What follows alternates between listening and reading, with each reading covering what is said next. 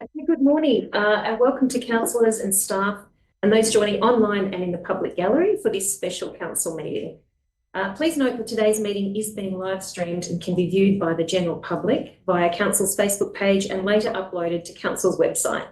By participating in and addressing those present at the meeting, you consent to any information you disclose, including any personal information or sensitive information, being recorded and uploaded to the website. I'll invite Councillor Lockett to please read our acknowledgement of country today. Thank you, Mayor. We acknowledge the East Tamar people as the traditional owners of the land which we meet today and pay our respects to their elders past and present. We extend that respect to Aboriginal and Torres Strait Islander people here or viewing today. Thanks, Councillor Lockett. And now I'll invite Councillor Dukas to read the prayer. Almighty God, we humbly beseech your blessing on the council, direct and prosper its deliberations for the welfare of the people of the Moyne Shire. Amen. Thank you, Councillor Dukas. Edison, do you have any apologies today? Thank you, Mayor. Through you, yes, we do. We have an apology from Councillor Taylor. Thank you. So I'll need a motion to accept Councillor Taylor's apologies. Councillor Lockett, thank you, and seconded. Councillor Moyne. All those in favour? It's carried 6-0. Are there any declarations of interest that councillors would like to declare for today's meeting? If there are none, we'll move to the main items of business, and I'll call on our Director of Corporate and Governance, Mr. Ed Small, to please introduce item 2.1, the draft 2025-2026 budget. Thank you. Thank you very much, Mayor.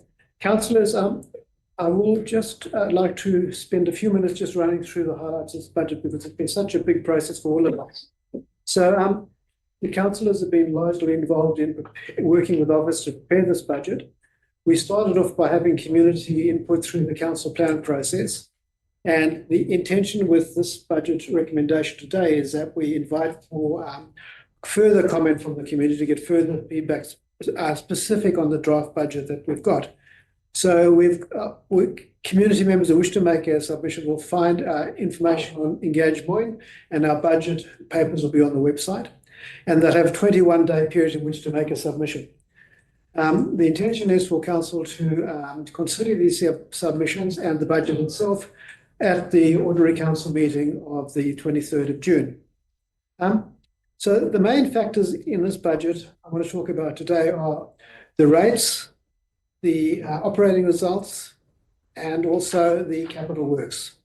So just starting with the rates. The rates, we're proposing the rates are being set at the maximum rate capping limit of 3%. And this will mean that our average rates and municipal charge per assessment will go up from $1,619 to $1,672 per property, which is low for our region.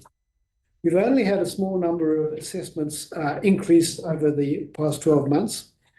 The average increase in the value of rural properties has been less than that of other properties, and that can be found on page 31. So that will have a limited effect on the distribution of the rate burden across the community. We also want to talk about the curbside collection charge. We've increased that by 3% from $433 to $446. And because we are very conscious of the cost of living aspects and also balancing that with our obligations around waste collection, we've chosen to limit the waste facility service charges so that there's no further increase. They're going to remain a constant fee of $108 per property, or for an unimproved property, $27 per property. In addition, we have kept this transfer station fee increase at a rate of around 3%. That'll vary depending on which type of item has been collected or disposed of at the transfer station. But again, we've tried to keep it down. So to talk about the operating results, they are favourable for this budget. We're looking at an operating surplus of $792,000, an underlying operating surplus of $1.3 million. And going for the future years, except for the 27-28 year, which I'll talk about later, we will be coming in with operating surpluses overall.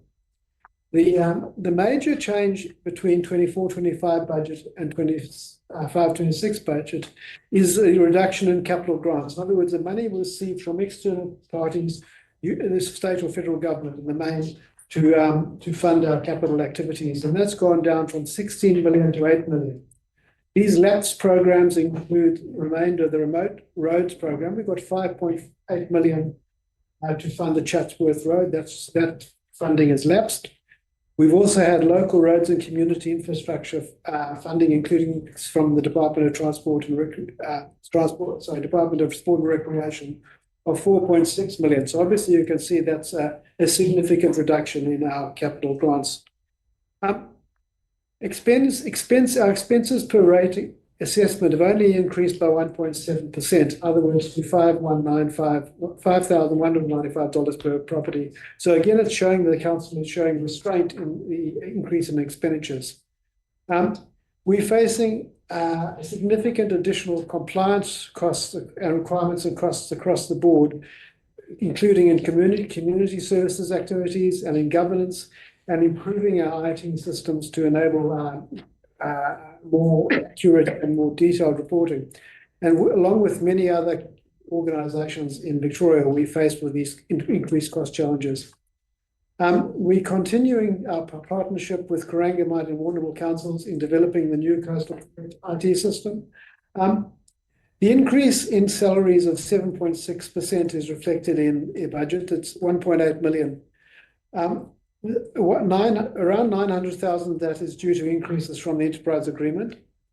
Like many other Victorian organisations, we're having a significant increase in our work cover premium and related remuneration costs. This is 562,000. This is a significant impost. We also had an increase in the superannuation guarantee, which has gone, as you know, the contribution the employer needs to make to the superannuation of the employee is going from 11.5 to 12%, and that's another 115,000. We've increased the staff complement between 25 budget and 26 budget of 3.4 staff members, up to 278.9 staff. This includes an increase of 3 fully funded early years staff members to assist in the kindergarten and early years program. That costs $250,000, and there's also a small amount of 0.4 increase across the board, of 0.4 of a staff member increase across the rest of the council. You will note that there's limited EFT increases for the remainder of the 4-year period. We only go up by further effective 2 staff members over that period. We've got a number of community funding grants opportunities available in the budget.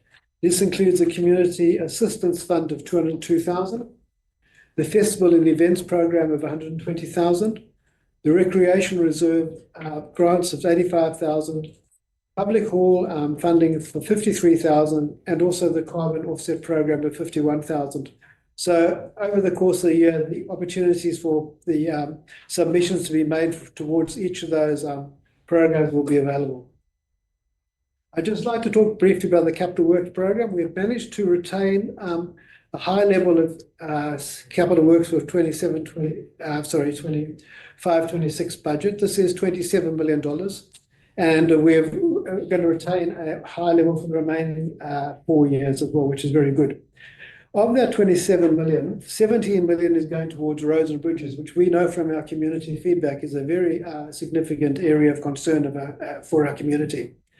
And we also spending a lot of the money, which obviously includes the roads and bridges, on asset renewals. In other words, of the 27 million, we're spending 22 million on asset renewal. So we really are focusing on retaining our existing infrastructure assets and not constructing new ones. We've also got some other major projects beyond the roads and bridges. That includes remaining a 3 million allocation for the Croydon Streetscape. That was a total program of 4 million. And there's money going towards the DC Ferrum Reserve and also some important upgrades to the South Common Gardens caravan parks, which, as you know, some of those facilities are probably needing a bit of work. Our cash is decreasing slightly over this period. It's going down from 15 million to 10 million, but it remains healthy over the period. The reason why this decrease, the main contributing reason for this decrease over the period is we've made significant inroad into the backlog of capital works programs. In other words, in prior years, not last year, but last year and this year, we've been making sure we catch up the backlog of capital works so that they complete, and that corresponding reduces the cash we have on hand. So this is sort of our reduction in cash has been in accordance with our planning of what we'd like to be doing. I'd just like to talk about the provision the council is making for a loan to fund the renewal of the Gibbs Street Bridge if we require to do so. The Gibbs Street Bridge is nearing the end of its useful life. Council does not have the money available to fund it.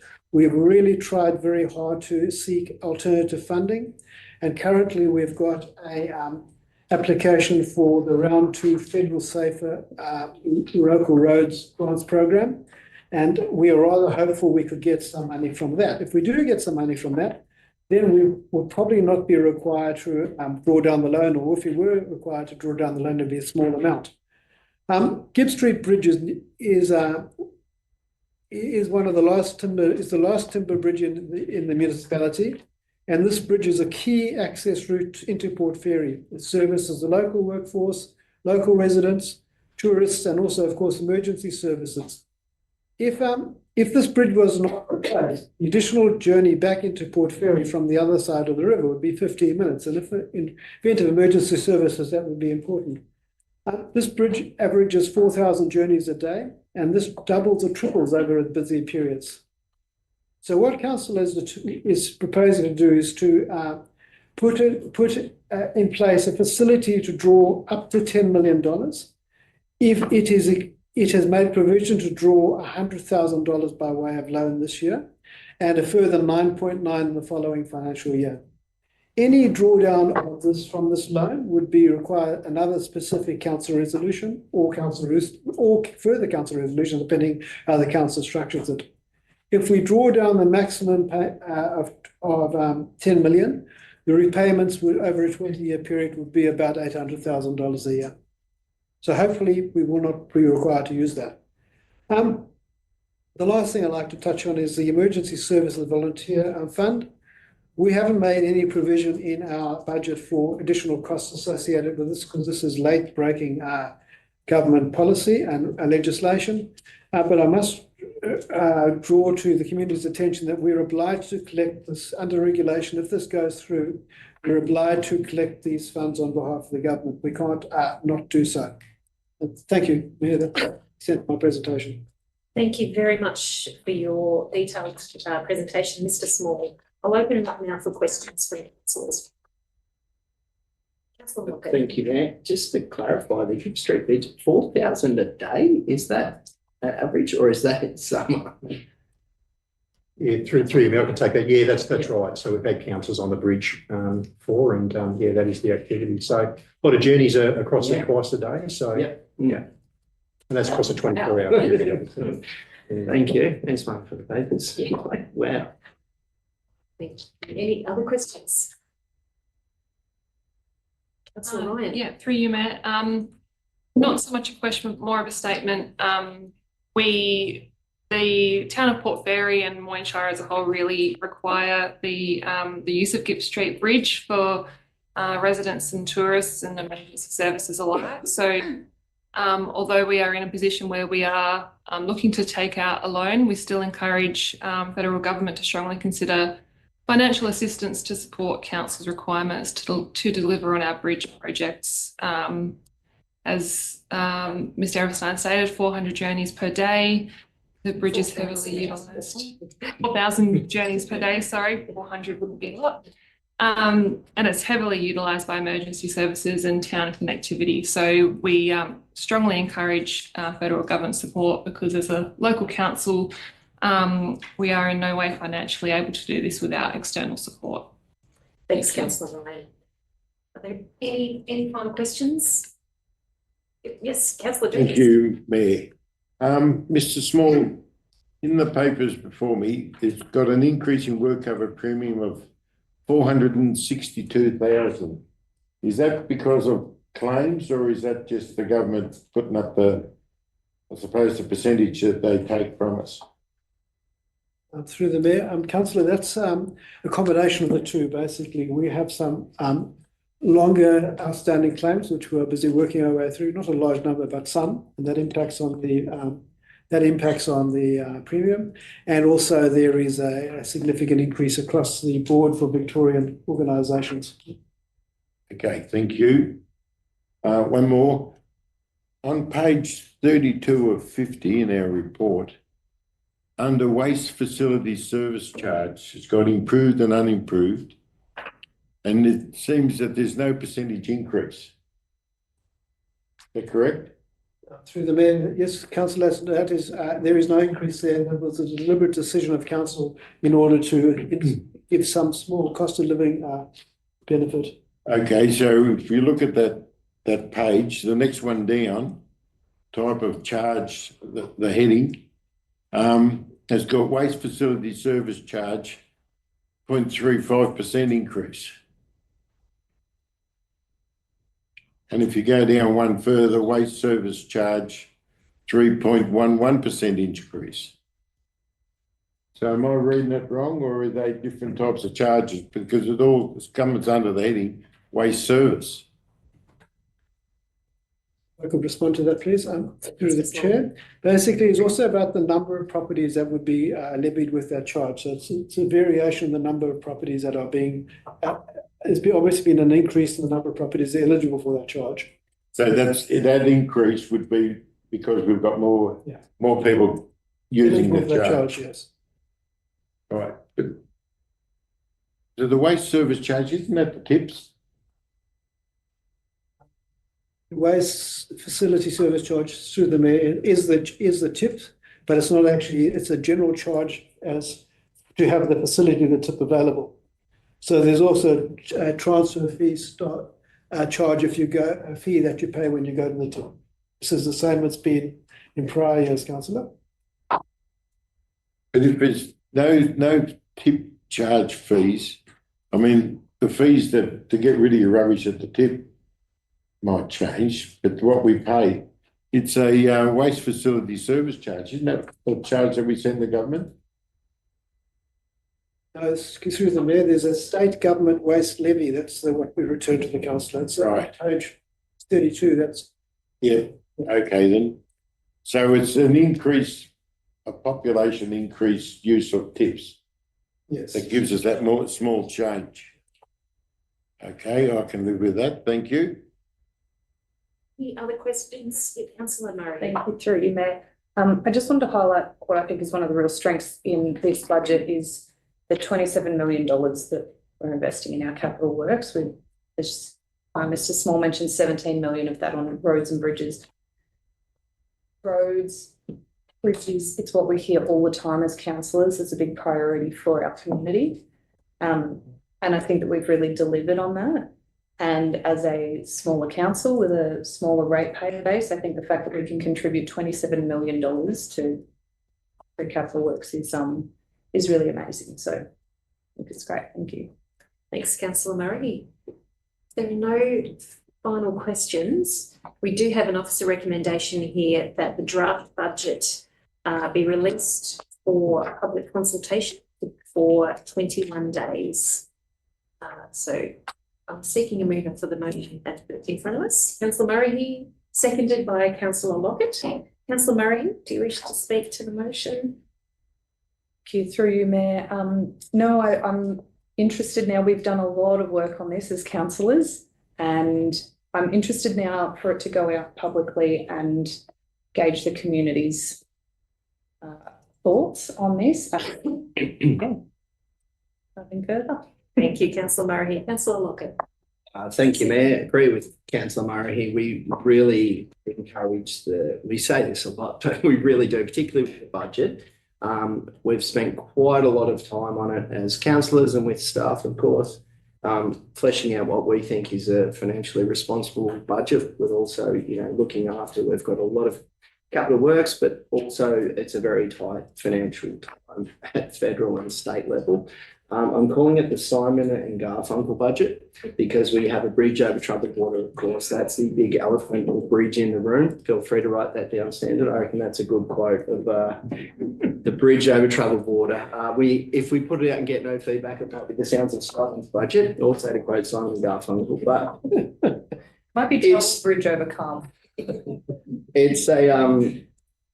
it's an unfortunate big investment we need to do. We're obviously applying for federal funding. It's a very expensive bridge, 4,000 trips a day. So, we really need to invest in that bridge because it's an essential part of our ground for many, many reasons that are quite obvious. We're investing $13 million in our roads, of course. One thing I'm super pumped about, there's many great things in the budget, but a pump track for Croy. I think that the community's been asking for that for quite some time. That's going to be awesome. That space is already very well utilised, and having a pump track there is going to be really, really cool. Also, the Croy Township upgrade, that's still occurring, so that's really exciting to see that progress. So please have your say with the budget. We think it's a good budget, but we also want your input too. Thanks, Mayor. Thank you, Councillor Lockett. Open it up now for any other councillors who'd like to speak for or against the motion. If not, I'll return to you as the mover, Councillor Murray. Something further. Let's put that to the vote. All those in favour, please. That is carried 6-0. Thank you, councillors.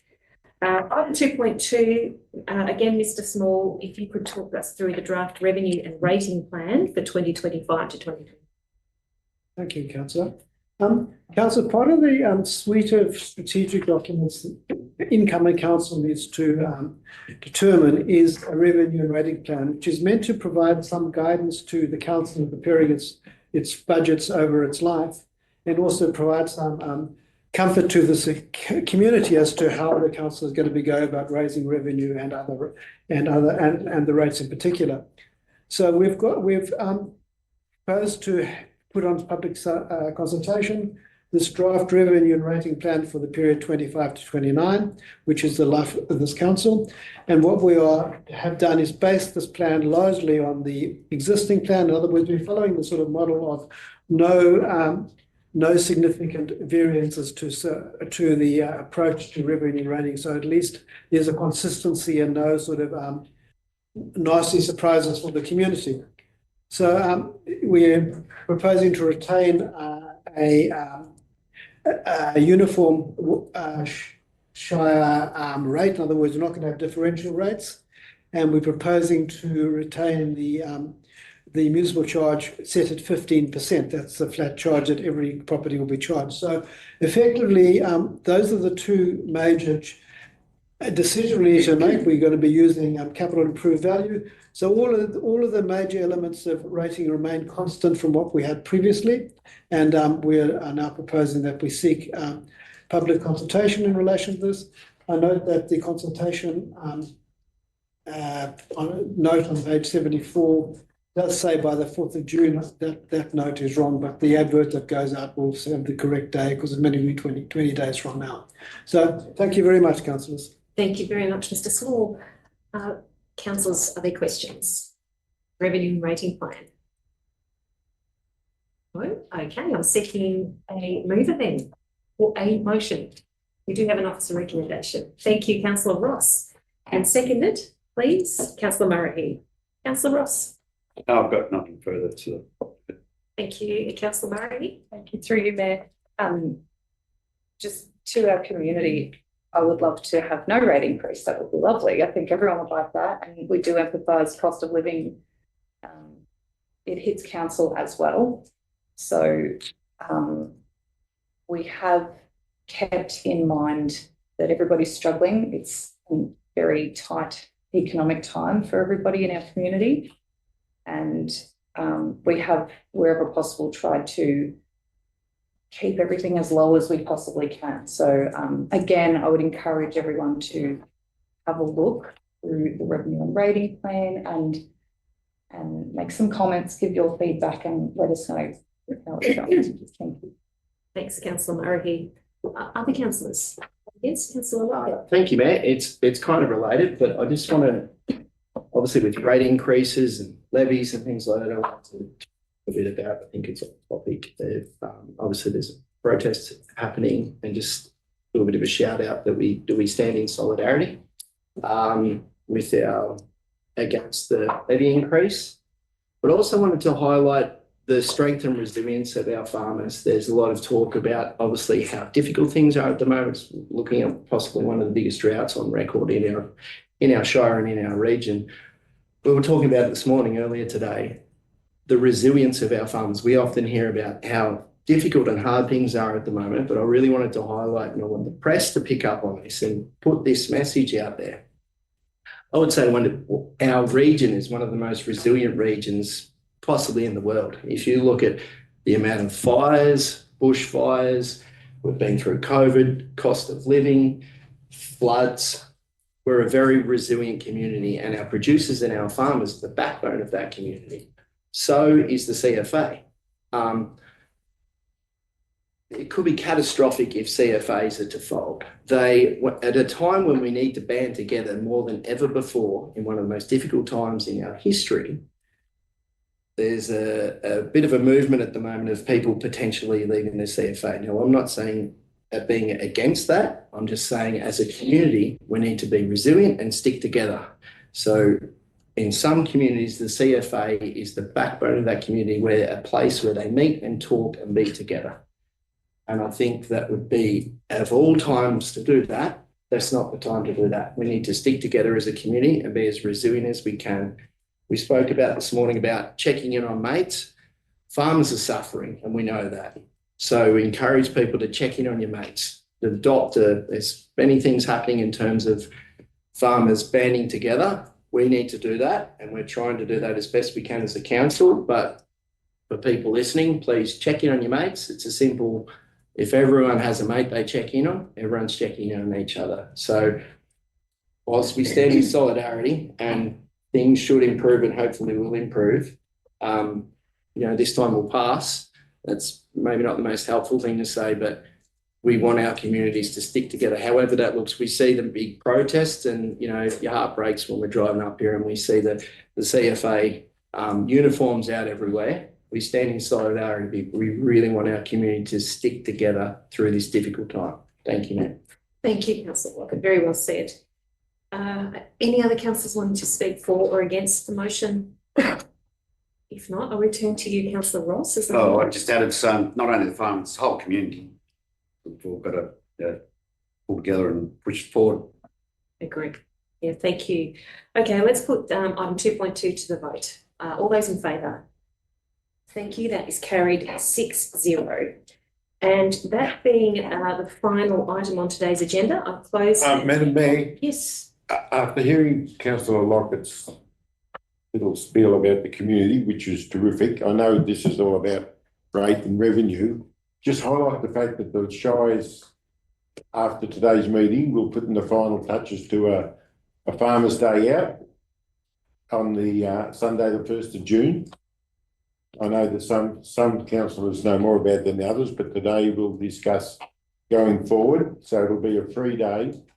It was proposed to be called, as I just said, a Farmers' Day out, but because it's hurting everyone, some townspeople as well, there's shop owners, there's agricultural industries, etc. So it'll be a free day for everyone. And after today's discussion, through our media and others, we'll make it publicly what's proposed and who's going to be there, the guest speakers, the entertainment. There's some pretty good entertainment being booked and great guest speakers. So stay tuned tomorrow and forward from that. There'll be more information coming out to the public. So just put that on the record. So if anybody's not sure what's happening, they can play the tape to get an idea what's proposed by the Shire and the community in general. Okay. Thanks, Councillor Dukas. We'll look forward to that one. Now that there's no other further business, I declare the meeting closed at 11:29 and thank you all for your attendance today.